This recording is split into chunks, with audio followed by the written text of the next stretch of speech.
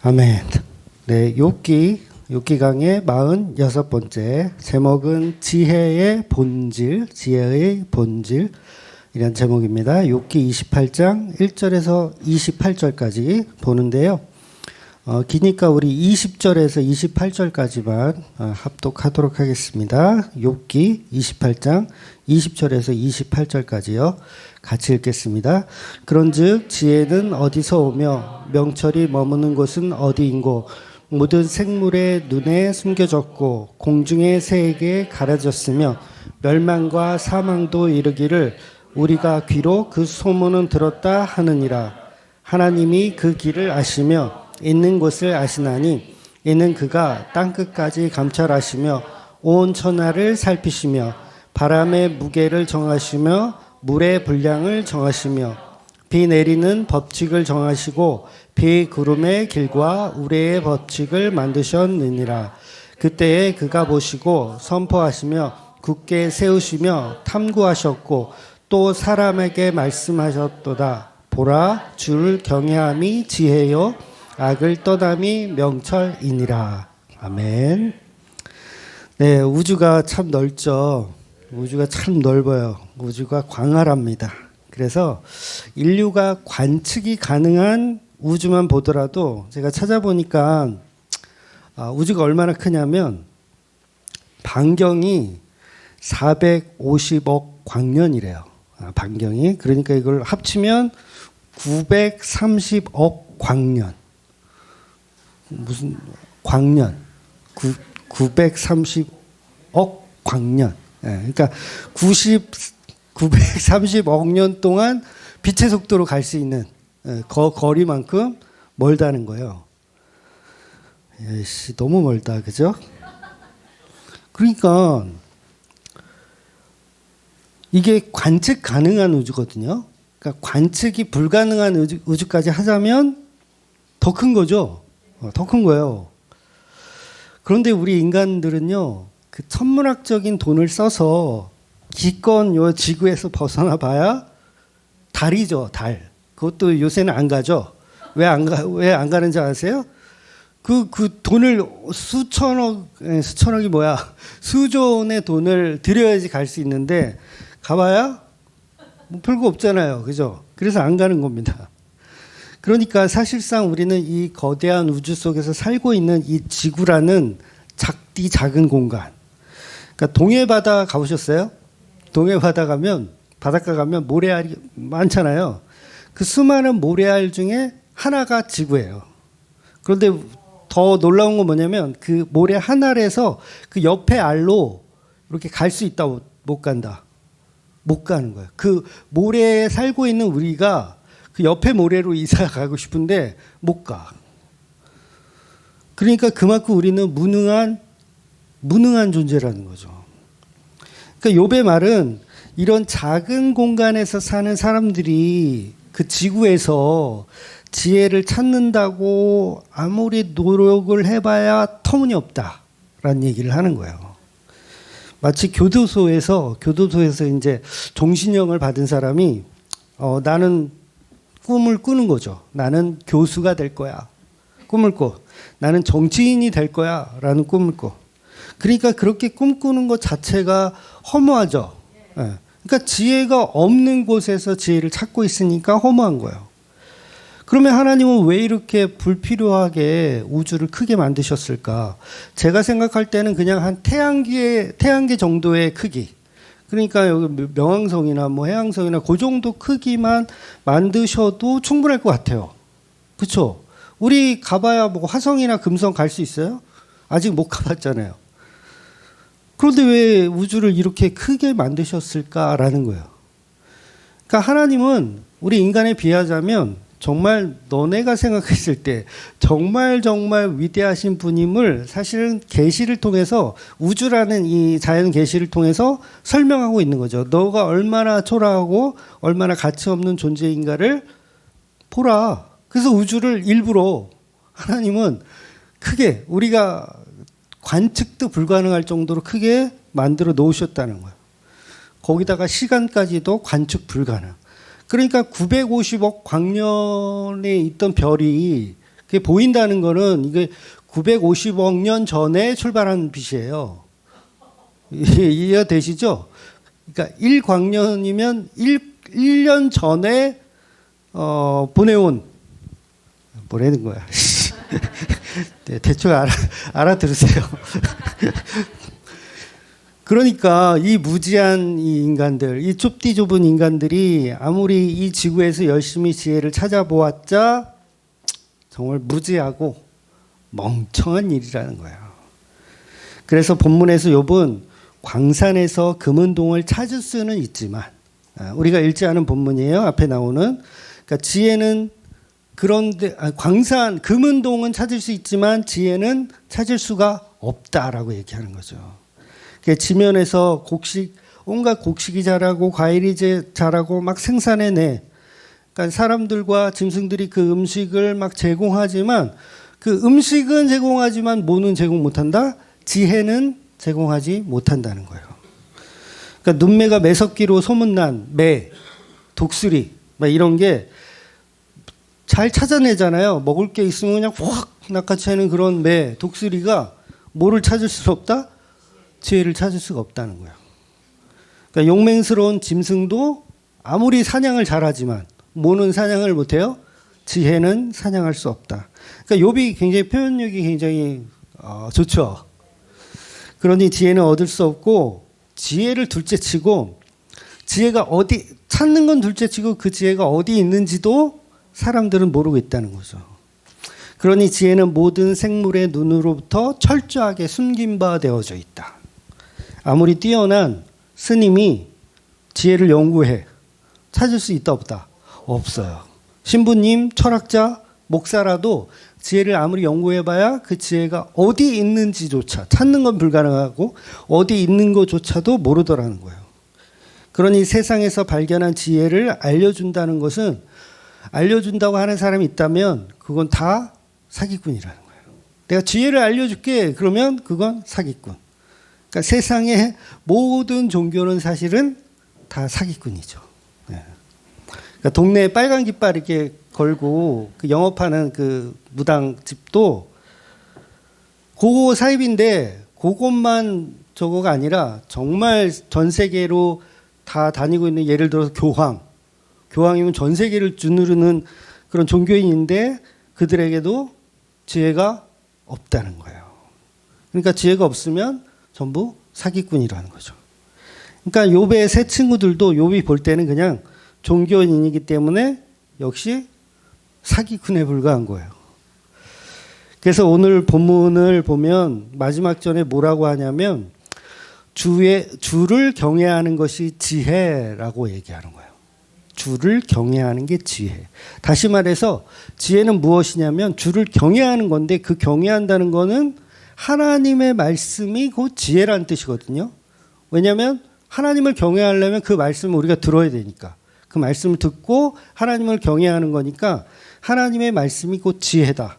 그러면 신약으로 보면 그 지혜가 뭘로 나타나는 거예요? 말씀이 육신되어서 이 땅에 오신 그 예수라는 그분 자체가 뭐다?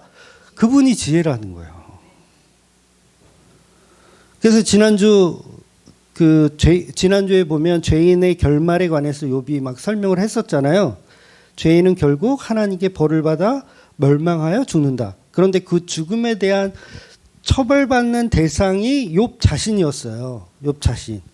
그렇게 고통당하는 죄인 욥. 그럼에도 불구하고 그 욥이 하나님을 찬양한다면 그것은 욥기의 대전제였던 하나님과 사탄의 내기에서 하나님이 승리하시는 거죠.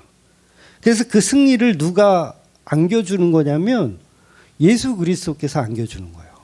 십자가의 죽으심으로 인해서 끝까지 하나님의 사랑을 놓지 않는. 하나님은 예수님을 버렸어요. 나 너 안 사랑해. 너 그냥 십자가에 죽어.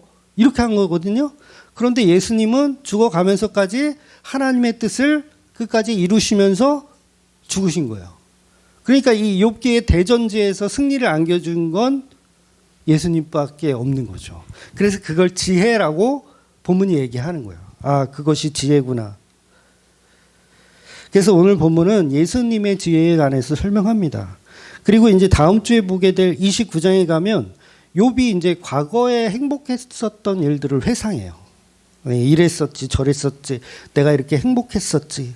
그러니까 나는 지혜가 없어서 지금 견디기 힘들고 막 고통스럽고 나는 죽어가고 있지만 과거에 내게 복을 주셨던 그 하나님을 떠올리면서 오늘을 버티고 있다.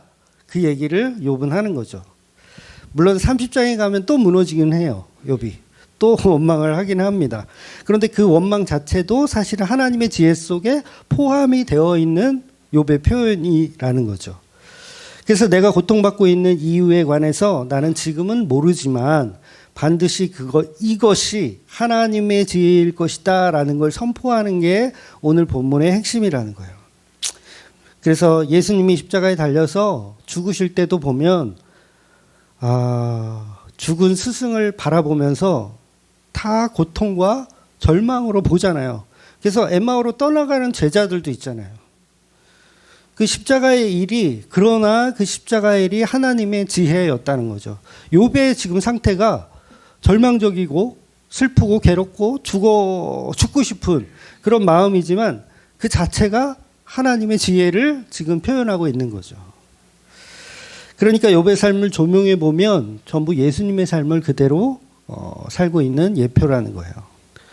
예수님도 태어날 때 고난의 연속이었습니다. 예수님은 멋지게 태어나지 않은 거 아시죠? 태어날 때부터 정말 아기 낳을 장소도 얻지 못해서 여관을 구해야 되는데 마리아가 여관을 찾지 못해서 초라하게 말똥 냄새가 나는 그 말집, 말밥통 위에 누우신. 그리고 그게 끝이 아니잖아요. 또 얼마 후에는 헤롯이 그 아기 예수를 죽이기 위해서 막 혈안이 돼 있으니까 또 애굽으로 요셉과 마리아는 도망가야 했고 고난의 연속. 그러니까 공생의 기간에도 계속 사람들이 예수님을 죽이려고 이렇게 노렸잖아요. 결국은 제자 중에 하나가 결정적으로 배신을 해가지고 십자가에 죽임을 당하는 일을 당하십니다. 그래서 본문은 예수님이 이루신 그 십자가의 그 삶을 욥이라고 하는 인물을 들어서 이게 하나님의 지혜야, 이게 십자가야 라는 것을 이렇게 설명하고 있는 거죠. 그렇다면 여러분에겐 지혜가 있으십니까? 네, 지혜는 오직 예수 그리스도. 그런데 그 예수 그리스도가 오전에도 설명드린 것처럼 어떤 공식이 아니라 정말 그 말씀이 육신되어 오신 그 은혜로 오신 그 예수를 믿어야 한다는 거죠. 그래서 이 세상의 지혜 그러면 하나밖에 없어요. 뭐냐면 성경이에요. 이 세상의 지혜 뭐다? 성경. 제가 집에서 계시를 받아서 하나님의 음성을 들려주셨어요. 오늘. 그래서 여러분에게 주실 말씀이 뭡니다. 이렇게 얘기하면 그건 가짜인 거야. 하나님의 지혜는 오직 성경 66권 안에 다 들어있다는 거예요. 그래서 성경을 성령의 역사 이렇게 얘기하는 거예요. 성령의 감동으로 기록된 책. 그래서 성경 말고 다른 데서는 지혜가 없어요. 네. 그러니까 모든 종교에서 경전을 가지고 있는데 그 경전에서 아무리 지혜를 찾아봐야 지혜가 나올 수 있다 없다 없는 거예요. 그래서 많은 사람들은 지금도 과학을 통해서 지혜를 찾아요.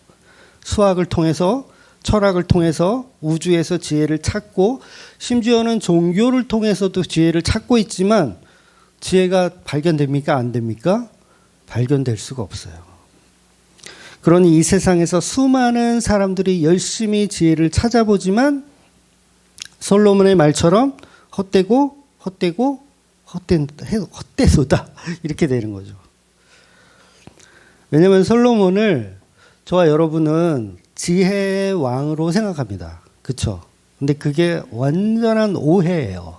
지혜의 왕이 아니죠. 그러니까 솔로몬이 초반에 추구했었던 그 지혜는 사실 진짜 지혜가 아니에요. 솔로몬이 추구했던 건 세상의 지혜였어요. 세상의 지혜, 세상이 말하는 지혜. 그러니까 솔로몬은 사실 거짓된 지혜를 추구했던 사람이에요. 그러니까 보통은 솔로몬이 하나님께 지혜를 간구하잖아요. 하나님 저 지혜 주세요 간구했더니 하나님이 솔로몬을 기특하게 여겨서 야, 너는 부귀영화를 다른 사람은 부귀영화를 구할 것 같은데 너는 진짜 지혜를 구하는구나. 너무 기특해서 내가 부와 명예와 권력을 너에게 다 주겠다라고 얘기를 해서 하나님이 그렇게 주는 걸로 우리는 오해를 하잖아요. 근데 그거는 솔로몬의 그냥 꿈이에요. 꿈. 솔로몬의 객꿈이라고 하는 거예요. 솔로몬의 객꿈. 사실 솔로몬이 구한 지혜는 예수라는 하나님의 지혜가 아니었다는 거죠. 예수라는 지혜를 구해야 그게 진짜 구하는 거거든요. 여러분이 지혜를 구한다면 뭘 구해야 돼요? 예수를 구해야 되는데 솔로몬이 구한 건 예수를 구한 게 아니라 자기가 이제 왕이 됐잖아요. 왕이 됐으니까 왕으로서의 어떤 직업에 있어서 이 뛰어난 왕이 되고 싶은 욕심이에요. 그러니까 솔로몬이 구한 지혜는 뭐다? 내가 왕으로서 잘하고 싶은 욕심. 그러니까 쉽게 예를 들면 이런 겁니다. 제가 목사잖아요. 목사니까 제가 하나님께 기도를 하겠죠. 하나님 설교 좀 잘하게 해주세요. 라고 기도를 하는 것과 똑같은 거예요. 설교 좀 잘하게 해주세요. 대한민국에 내노라는 목사들이 설교 잘하는 목사들이 있는데 그 사람들보다 더 설교 잘하는 최고 중에 최고로 하나님 지혜를 주셔서 목사 설교 잘하는 목사 되게 해주세요. 기도를 하겠죠, 제가. 그러면서 그냥 기도하는 게 아니라 소를 1000마리를 바쳐 번제로. 요즘 소 한 마리 얼마죠? 한 500만 원 할 거예요. 송아지 한 1년 된 거 한 500만 원 할 겁니다. 그러면 1,000마리면 50억이에요. 50억을 하나님께 헌금을 딱 하고 하나님 대한민국에서 정말 내노라면 손꼽힐 수 있는 설교자가 될 수 있게 해주세요. 그리고 50억을 딱 하나님께 바쳤어. 제 설교를 듣고 은혜 펑펑, 은혜 막 쏟아지고 막 펑펑 울고 막 결과적으로 막 교회가 막 미어 터지고 막 충성 봉사자가 막 밀어 닥치고 이렇게 하여 주옵소서를 꿈꾸고 저는 기도를 하는 거예요.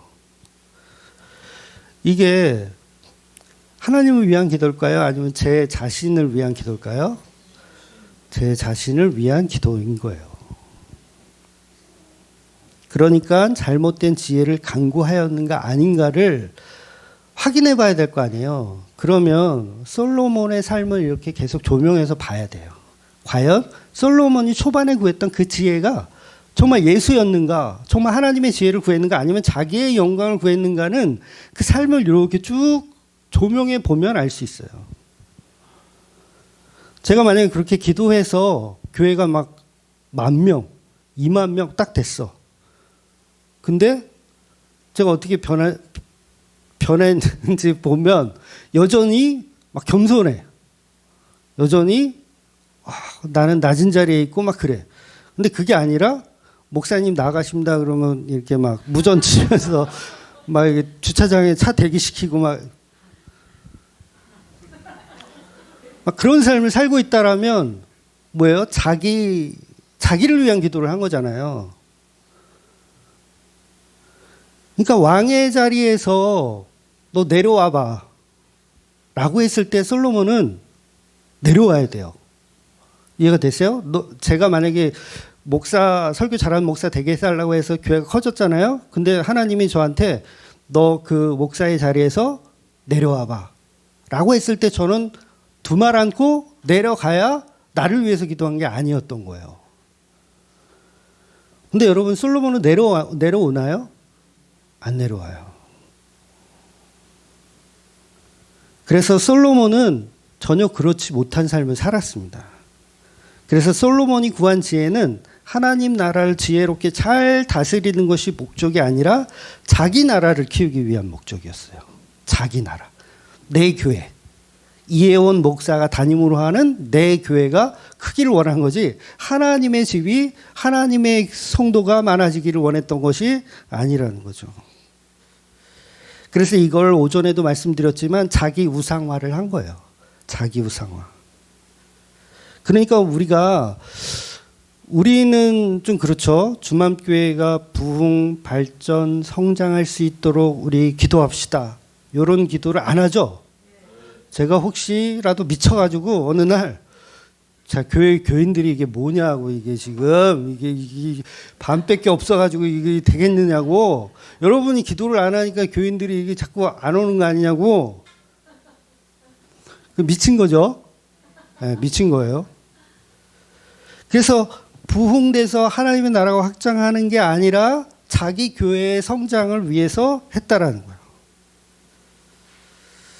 결국은 하나님은 내 나라를 부강하기 위한 도구, 내 교회를 성장시키기 위한 도구. 그러니까 솔로몬은 나는 왕이다 이거예요. 나는 왕이다. 그러니 뭐가 필요해? 지혜가 필요하다. 이 수준이었던 거예요. 하나님의 말씀에 그 지혜가 너무 좋고 그 지혜가 사랑해서가 아니라 왕으로서의 어떤 체면과 실력을 발휘하고 싶은 욕심. 물론 이런 이야기를 처음 듣는 분도 있을 거예요. 솔로몬을 이렇게 얘기하는 사람은 제가 본 적이 없는 것 같아요. 네. 그런데 솔로몬의 삶을 천천히 살펴보면 그 거짓된 지혜였음이 금방 드러납니다. 그러니까 노년에 가면 나중에 가면 이제 확 티가 나거든요. 노년이 아니라 이스라엘이 이제 솔로몬이 왕이 되어서 막 성장했을 그 시기를 보면 알 수 있어요. 잘 될 때. 교회가 잘 될 때 보면 나중에 꼭 보세요. 우리 교회가 만약에 잘 되면 그때 보세요. 근데 솔로몬은요, 하나님이 하지 말라는 거 3가지가 있었거든요. 근데 그거를 너무 했어요. 그게 뭐냐면 신명기 17장 16절에 보면 하나님 이스라엘 백성에게 병마를 많이 두지 말라 말씀하셨거든요. 그러니까 하나님을 의지해야지 어떤 무기를 의지한다든가 다른 나라를 의지한다든가 군사력을 의지해서는 안 된다. 그래서 병마를 많이 두지 말라고 했어요. 그러니까 기드온의 300용사도 여러 번 얘기했지만 하나님은 일부러 자기 실력으로 승리했다라는 말을 못하도록 일부러 많은 병사들을 다 집으로 돌려보낸 거예요. 딱 300명만 남기고 싸웠을 때 이건 정말 사람의 힘으로 이긴 게 아니다라고 인정할 수 있는 숫자만 남겨놓으신 거거든요. 그래서 이거는 하나님의 실력이다 이렇게 알 수 있도록. 그래서 하나님은 뭐예요? 병마를 많이 갖지 말라 말씀하신 거예요. 또한 두 번째로 하나님은 여자를 많이 두지 말라 했습니다. 왜냐하면 여자들이 많아지면 뭐 첩이나 후궁이 많아지면 다른 나라에서 이제 다 우상을 갖고 들어온단 말이에요. 그래서 하나님의 이 섬김이 자꾸 우상 숭배로 변해가고 변질되니까 하나님은 여자를 많이 두지 말라 했어요. 그리고 세 번째, 자기를 위하여 은금을 많이 갖지 말아라. 돈을 많이 갖지 말아라. 그러니까 정리하면 병마와 여자와 은금 많이 갖지 말라 했어요. 그러면 정말 부흥성장했을 때 솔로몬이 정말 이 3가지를 지켰는가를 보면 되잖아요. 정말 병마를 멀리하고 여자를 멀리하고 은금을 갖지 않았는가. 그렇다면 정말 하나님 말씀대로 했다면 이 솔로몬이 추구했던 지혜는 진짜였겠죠. 그런데 이 지혜를 추구했던 요 왕이 요 3가지를 다 해요. 다. 가져도 너무 가졌어. 열왕기상 10장 26절에 보면 솔로몬이 병거와 마병을 모음해 병거가 1,400대요. 마병이 12,000명이라. 이 숫자가 이게 많은 건지 적은 건지 감이 안 오긴 하죠. 근데 여러분 이스라엘은요 산악지대예요. 산악지대. 산악지대란 말은 병거는 말이 끄는 전차라고 할 수 있거든요. 지금으로 치면 기갑부대예요. 기갑부대. 그런데 이런 말이 끄는 전차는요 산악지대에서는 거의 무용지물이에요. 필요가 없어요. 그래서 이 병거를 많이 모으는 건 오히려 불리하거든요. 그래서 그 다윗, 그러니까 솔로몬의 아버지 다윗은요, 이 말씀 똑같이 들은 분이잖아요. 다윗도. 그러면 전쟁 중에서 다윗이 승리해서 상대편 예를 들면 애굽이나 뭐 어떤 그런 블레셋이나 이런 나라들에서 병거를 이렇게 빼서 전쟁에서 승리하면 이게 뺏을 수 있잖아요. 빼서. 그래서 예를 들면 한 1000대를 뺏었어. 1000대를 뺏었어요. 그러면 하나님이 너는 병마를 많이 두지 말라 했죠. 그러면 이 1000대를 어떻게 할까요? 다윗은 당연히 이걸 다 폐차시키는 거예요. 폐차시키는 거. 그래서 1000대를 빼앗으면 그 중에 900대를 폐차시키고 100대만 갖고 있는 거예요. 그래서 다윗이 이 병거는 말이 끈다 그랬죠? 말의 힘줄을 다 끊어버려요.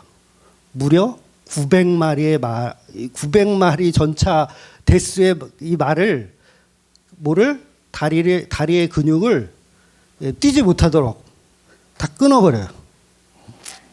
이게 신명기 17장 16절에 나오는 마병을 많이 갖지 말라는 말씀을 다윗은 지킨 거예요. 그런데 솔로몬은요, 병거를 모아도 너무 모으고 이거를 또 과시를 해요. 그러니까 폐차시켜야 되는데 아버지처럼 폐차를 시키는 게 아니라 오히려 솔로몬은요, 이 병거가 많으니까 이 병거를 어떻게 하는지 아세요? 수출을 해요. 놀랍지 않아요? 병거를 수출해. 군사력을 적에게 파는 거예요. 이런 바보가 지혜롭습니까, 여러분? 이런 멍청이가 어디 있어요? 여러분, 분열왕국 시대에 가면요, 솔로몬이 팔아먹은 전차, 이 나라 저 나라 막 팔았을 거 아니에요. 분열왕국 시대에 그 전차들로 인해서 오히려 이스라엘이 공격을 받아요. 놀랍지 않아요? 이 솔로몬의 지혜가? 그럼 이건 오늘날로 치면 대통령이 북한의 탱크를 팔아서 자기 롤렉스 시계 차고 다니는 거예요. 탱크를 북한에 팔아서 롤렉스 시계를 차고 다녀. 그랬더니 나중에 북한이 그 전차를 타고 공격해 오는 거예요. 아니, 이게 지혜의 왕이 맞아요? 엄청난 지혜인데요? 제가 옛날에 그 구급 공무원 시험 본다고 막 잠깐 공부한 적이 있어요. 미쳐가지고. 공부를 왜 했는지 몰라. 그것도 고3 때. 다른 애들은 다 연합고사, 대학 간다고 연합고사 보는데 저는 구급 공무원 한다고. 도서실 이름이 솔로몬 도서실. 거기 다녔던 사람들 다 떨어졌어. 거기 다 떨어졌어. 솔로몬의 지혜는 개뿔. 또 볼까요? 솔로몬이 여자가 몇 명이었냐면 후궁이 700명, 첩이 300명, 합해서 1000명. 1000번제를 드렸더니 1000 여자가 생겨.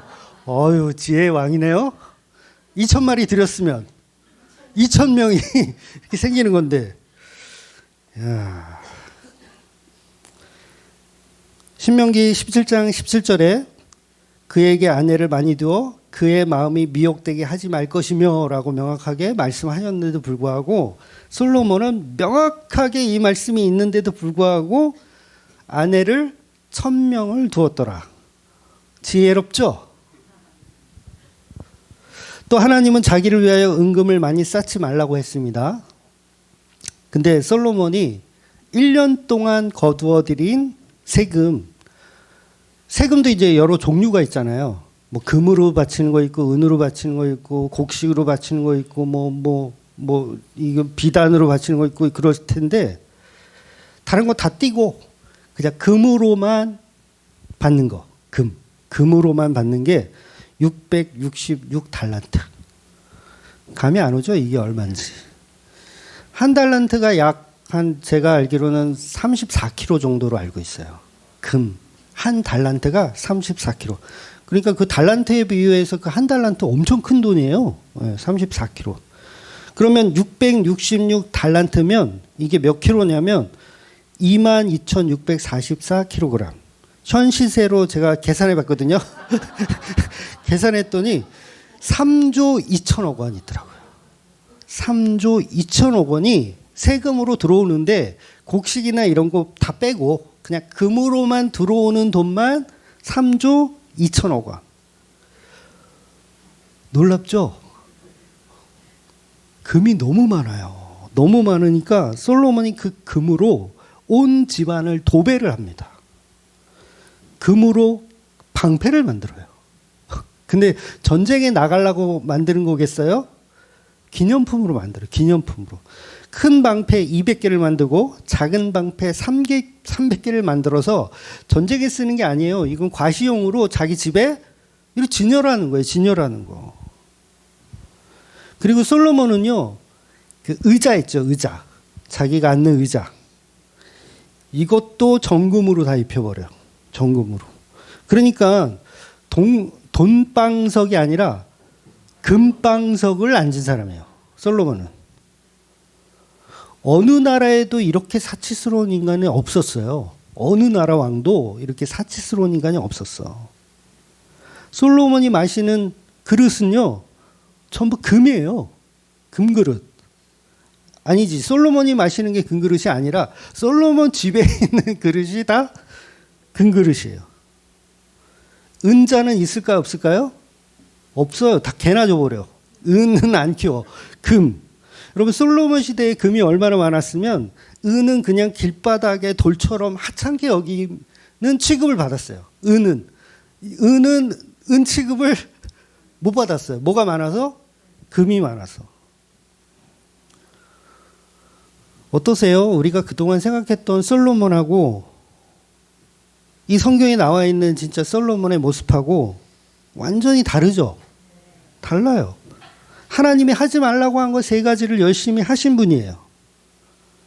제가 편파적으로 솔로몬 형을 이렇게 막 깔려고 편파적으로 하는 게 아니라 이게 사실이에요. 성경에 나온 그대로예요. 그런데 교인들은 여전히 솔로몬은 지혜를 구했다라고 생각해요. 부귀영화를 구하지 않고 지혜를 구한 걸 기특하게 여긴다. 하나님이 지혜와 그 모든 부귀영화를 다 주었다. 근데 아닙니다. 하나님이 주신 건 어쩌면 지혜를 주신 건 맞죠. 어떤 지혜? 망하라는, 넌 결국은 망해라는 지혜를 주신 게 맞아요. 그러니까 어디 한번 망해봐라. 하나님이 어디 한번 망해봐라. 그리고 지혜를 주시는 거예요. 그러니까 망해 보는 거죠. 솔로몬이 망했어요. 실제로 망했어. 물론 겉으로는 풍족하지만 이 내면은 망한 거예요. 왜? 채워지지가 않아. 아무리 금방석에 앉아도. 여러분 앉아보셨어요? 채워질 것 같으세요? 저는 안 앉아봤지만 저 역시 안 채워질 것 같아. 헛되고 헛되니 헛되니라라는 말을 결국은 하잖아요. 솔로몬이 일천 번제를 드리고 지혜를 구한 것은 성전도 아니었고 산당에 제사 지내는 곳이었어요. 산당에. 제사도 하나님께 드리는 제사가 아니라 산당, 말 그대로 그냥 잡신, 온갖 잡신들을 제사 지내는 곳. 여러분, 하나님이 산당을 가만 놔두라고 했을까요? 다 부셔버리라고 했을까요? 다 부셔버리라고 했어요, 이미. 그런데 솔로몬은 그 산당에서 그 산당을 부셔도 모자랄 판에 거기서 지혜를 구하며 하나님을 섬겼던 거예요. 그러니까 그 하나님은 어떤 하나님이었던 거예요? 자기가 만든 우상에게 1,000마리를 드리고 자기 직업상 왕으로서 잘 되게 해달라고 뭘 한 거예요? 복채를 낸 거예요. 복채를. 그런데 지금의 교회들은요, 1,000번제를 오히려 하라고 그래요. 솔로몬이 한 것처럼 너희도 1,000번제를 드려서 하나님께 축복을 받아라. 이 얼마나 끔찍한 설교예요, 여러분. 솔로몬이 두 엄마의 재판, 죽은 아이, 그 다음에 산 아이를 재판할 때도 얼마나 명쾌하게 재판합니까? 아이를 반으로 잘라 반씩 나눠줘라. 그랬을 때 착한 엄마는 불붙는 마음으로 그럴 수 없습니다. 차라리 내가 엄마임을 포기하고 이 아이를 저 가짜 엄마에게 주십시오 라고 했잖아요. 정작 솔로몬은 이스라엘이라고 하는 하나의 생명, 이스라엘이라고 하나의 생명을 포기해야 되는 거예요. 포기해야 돼요. 왜냐하면 반으로 잘라질 수 있다라면 포기해야 돼. 착한 엄마처럼 포기해야 돼. 그런데 본인은 그렇게 포기한 인생이 아니었어요. 그냥 부귀영화만 누리며 사는. 결국은 그 이스라엘이라는 생명체가 반으로 잘리잖아요.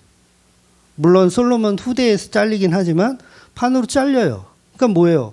반으로 갈아라, 한쪽씩 줘라 라고 했을 때 포기하는 엄마가 있어야 되는데 포기하는 엄마가 없는 거예요. 없는 거.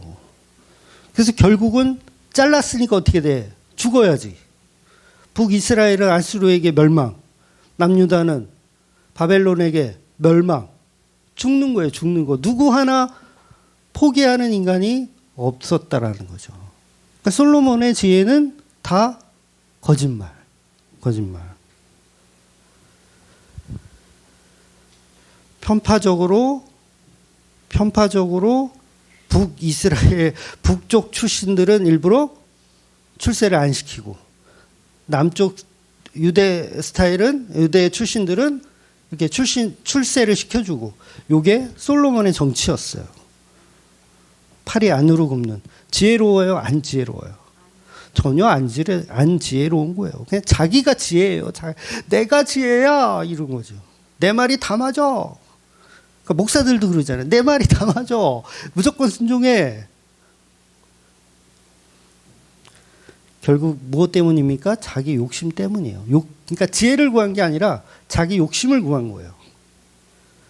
그래, 네가 구한 거 다 줄게. 다 주셨어요. 네가 구한 거 다 줄게. 한번 뒤져봐. 이거예요. 다 줄게. 다 뒤져. 그럼 또 우리가 그러면 나도 금은 다 주시고 일단 망하더라도 금은 다 주시고 또 이렇게 해석하려나? 그러나 하나님은 솔로몬을 사랑하셨기 때문에 그 십자가에 무능력하게 죽는 그 삶이 어떤 건지를 경험케 하시는 거예요. 그러니까 돈으로 그 부귀영화로 경험케 하시는 거예요. 그래서 결국은 노년에 가면 야곱이 그런 말을 했잖아요. 내가 험악한 인생을 살았다라고 이야기하는 것처럼 솔로몬도 사실은 풍족한 인생을 살았지만 자기도 험악한 인생을 산 거예요. 그래서 내 인생이 헛되고 헛되니 헛되도다 얘기를 하는 거예요. 그러니까 그 말을 할 수 있는 때까지 밀어 넣으신. 그러니까 솔로몬은 뭘 구했냐면 자기가 원하는 지혜를 구했는데 하나님은 솔로몬이 원하는 지혜를 주신 게 아니라 뭘 주셨냐면 십자가라는 헛되고 헛되니 헛되니를 주시더라는 거예요. 그래서 이게 욥의 삶입니다. 욥의 삶.